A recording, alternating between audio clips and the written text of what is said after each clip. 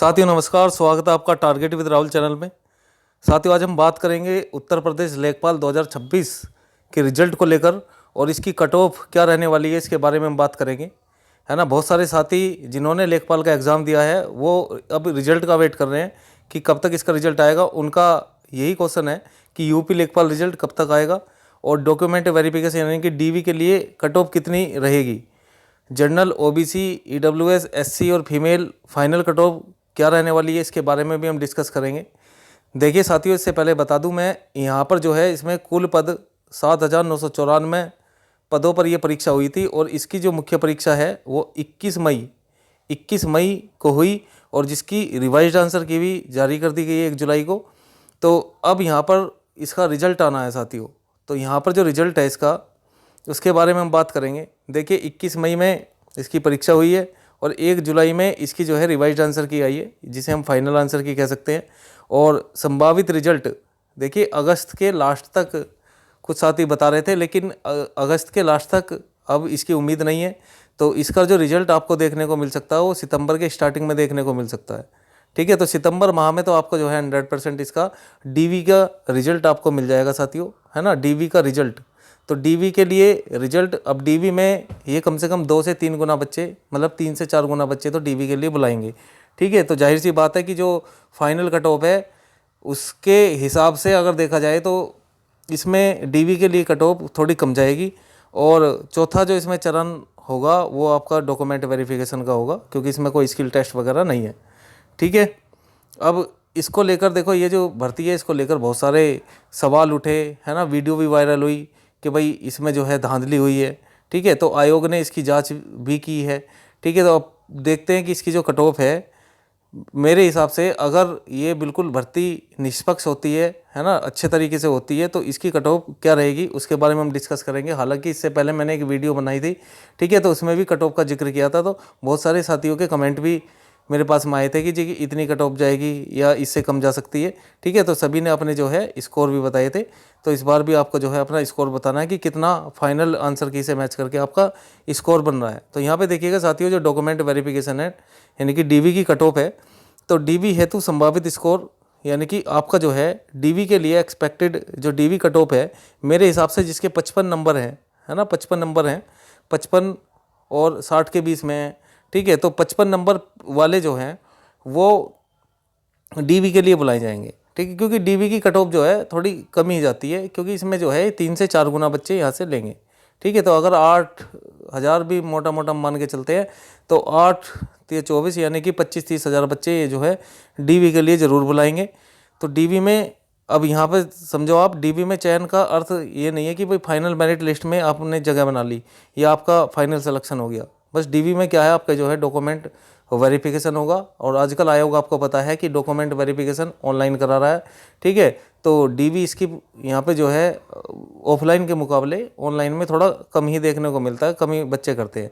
पर मेरे हिसाब से जिनका कहीं अन्य जगह सिलेक्शन हो गया है तो वो इसमें डीवी ना दे तो ज़्यादा बेस्ट है ना। और अपने जो छोटे बड़े भाई बहन हैं उनको मौका देना चाहिए, क्योंकि अभी देखो जो पेंडिंग रिजल्ट है, जैसे बीपीओ का रिजल्ट आया, अगर किसी का उसमें हो गया है तो भाई इसे लेखपाल को स्किप करें, क्योंकि नौकरी के लिए नौकरी की अहमियत क्या होती है आप खुद देखो अपने चयन से पहले कि कितनी मजबूरियाँ होती हैं अभ्यर्थी के सामने।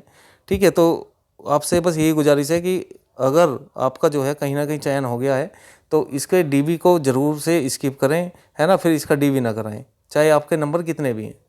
ठीक है भाई, क्योंकि सिलेक्शन लेना एक अच्छी बात है, लेकिन दूसरे की सीट खराब करना एक गलत बात है, क्योंकि इस तरीके का भौकाल कोई फ़ायदेमंद नहीं है इसमें। ठीक है, भौकाल बनाने से इससे कुछ नहीं होता कि भाई मैंने इतने ज्वाइनिंग लेटर हैं, ये ज्वाइन नहीं करी, ये ज्वाइन नहीं करी, खामोखा वैकेंसी ख़राब होती है। अगर आयोग इस चीज़ को कर दे कि भाई अभ्यर्थन वापस ले ले या फिर वेटिंग लिस्ट का कोई प्रावधान कर दे तो फिर चलो एक अलग बात है ना। तो वैकेंसी खाली नहीं जाएंगी, सीट खाली नहीं जाएंगी। अब आयोग की एक बहुत बड़ी नाकामी यही है कि भाई ये वेटिंग लिस्ट नहीं ला रहे हैं, जिससे कि हर वैकेंसी में हर बार वैकेंसी क्या होती है, खाली चली जाती है। अब देखो ये वीपीओ का रिजल्ट आया है, इसमें तुम देख लेना 1468 वैकेंसी का जो रिजल्ट आया है, इसमें भी कम से कम मैं आपको बताऊंगा कि 200-250 वैकेंसी यहाँ पर जो है ये ऐसे ही बेकार चली जाएंगी। कारण क्या है कि एक बच्चा जो अच्छा बच्चा होता है वो हर जगह सेलेक्ट हो जाता है, फिर वही डीवी करा लेता है। ठीक है, अब उसकी भी मजबूरी है कराने की। तो जब सेलेक्ट हो जाता है तो अब उसकी मजबूरी है, वो दोनों ये तीन जगह उसका नंबर आया तो वो कहाँ ज्वाइन करेगा, एक ही ज्वाइन करेगा, तो सिंपल सी बात है ये वैकेंसी खराब जाएंगी।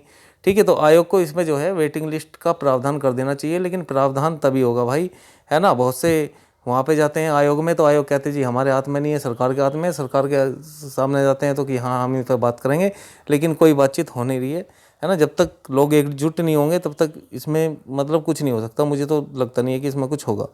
ठीक है भाई, तो यहाँ पर जो है ये डीबी के लिए कट ऑफ है साथियों, ये मेरा मानना है भाई इतने नंबर तो जाएगी। ठीक है, ये पूरा एनालिसिस करके मैंने आपको डीबी की कट ऑफ बताई है कि इतनी कम से कम ये आपकी डीबी की कट ऑफ देखने को मिलेंगी, और बाकी जो है जो भी आयोग घोषित करेगा, ठीक है, वो आयोग के हाथ में है। हमारी ये संभावित कट ऑफ है। अब यहाँ पे देखिएगा साथियों, जो कैटेगरी वाइज एक्सपेक्टेड जो फाइनल कट ऑफ जा सकती है आपकी, ठीक है, डीबी के बाद में, क्योंकि ये 3 से 4 गुना बच्चे बुलाएंगे यहाँ पर, तो जाहिर सी बात है बढ़ेगी, क्योंकि इसमें कोई स्किल टेस्ट वगैरह है नहीं। तो यहाँ पर अगर आप देखें जनरल की, तो जिसके 65+ बन रहे हैं नंबर, ठीक है, तो इसके पूरे चांसेस है सिलेक्शन होने के। अब इसमें क्या पूरे 65 ही जाएगी? नहीं भाई, ये 64-63 भी रह सकती है। ठीक है, और ये 65 से 66-67 भी हो सकती है, इस चीज़ को ध्यान रखेंगे। ठीक है, इसके बाद में ओबीसी की कट ऑफ 2-3 नंबर कमी होती है, तो 62 के आसपास। हालांकि देखो वीपीओ में तो ये भी अंतर देखने को नहीं मिला, ओबीसी और जनरल की कैटेगरी की दोनों की कट ऑफ बिल्कुल सेम दे दी, है ना। अब यहाँ पे जो देखो आरक्षण का क्या ही अर्थ है फिर, जब जनरल और ओबीसी की कट ऑफ बिल्कुल सेम रही, जबकि ईडब्ल्यूएस की कम देखने को मिली है ना, 1.5-2 नंबर कम देखने को मिली है, 2 से 2.5 नंबर। तो यहाँ देखो आप ओबीसी की कट ऑफ हालांकि 2 से 3 नंबर का अंतर होता है, तो हमने वही अंतर लिया है यहाँ पर साथियों। और यहाँ अगर देखा जाए ईडब्ल्यूएस की कट ऑफ तो 60 के आसपास आपको देखने को मिल जाएगी, जिसके 60 नंबर बन रहे हैं। ठीक है, तो वो अपने कहीं ना कहीं अपने आप को सेफ समझे। और एससी कैटेगरी में जिसके 55+ के आसपास है, ठीक है, तो वो भी कहीं ना कहीं सेफ है इसमें। और यदि कोई फीमेल हैं तो अगर उनके 55 नंबर बन रहे हैं तो वो भी सेफ जोन में है। ठीक है, तो उसका फाइनल सेलेक्ट होने के पूरे चांसेस है यहाँ पर साथियों। अब हम बात कर लेते हैं, और देखिए जैसे डीबी की कट ऑफ लगेगी, यानी कि रिजल्ट संभावित समय मैंने आपको बताया है कि इसका जो रिजल्ट है वो अगस्त में बहुत कम चांस है कि आ जाए। ठीक है, क्योंकि अभी और भी पेंडिंग में है रिजल्ट, जैसे अब ये वीपीओ का इन्होंने दे दिया, अब आगे एक 54 वैकेंसी का जो जूनियर स्टैंड का कनिष्ठ सहायक का था, ठीक है, तो वो देंगे। उसके बाद में आपका 5512 का रिजल्ट आएगा, जूनियर स्टैंड 5512। ठीक है, तो कहीं उसके बाद में आपको ये रिजल्ट देखने को मिलेगा लेखपाल का, तो सितंबर के आसपास आपको जो है इसके परिणाम देखने को मिल सकते हैं। ये पूरी संभावना है कि सितंबर में तो इसका जो है डीबी का रिजल्ट जरूर से आयोग घोषित करेगा। ठीक है, बाकी केवल ऑफिशियल वेबसाइट जो UP SSC government.in के नोटिस पर ही विश्वास करें। ठीक है भैया, और इसके बाद में अगर मैं बात करूँ तो यहाँ पर देखिएगा साथियों, ये टेलीग्राम ग्रुप है, जैसे ही कोई अपडेट होती है तो मैं इस पर जो है देता रहता हूँ। आप इसे स्कैन करके भी ज्वाइन कर सकते हैं, या टारगेट विद राहुल लिखेंगे तब भी आप जो है हमारे ग्रुप को ज्वाइन कर पाएंगे। तो बहुत जल्दी से पॉसिबल नहीं होता वीडियो बनाना। ठीक है, तो जो भी अपडेट होती है मैं इस पर लगातार देता रहता हूँ, इस ग्रुप को भी आप ज्वाइन कर सकते हैं। और बाकी जानकारी कैसी लगी है या आपके नंबर कितने बैठ रहे हैं आप मुझे कमेंट बॉक्स में ज़रूर बताएं।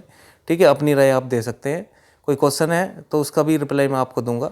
और बाकी कोई साथी नया जुड़ा है हमारे चैनल से तो चैनल को सब्सक्राइब कर ले, क्योंकि हर छोटी बड़ी अपडेट मैं अपने इस चैनल के माध्यम से देता रहता हूँ। तो मिलते हैं नेक्स्ट वीडियो में साथियों। धन्यवाद, जय हिंद।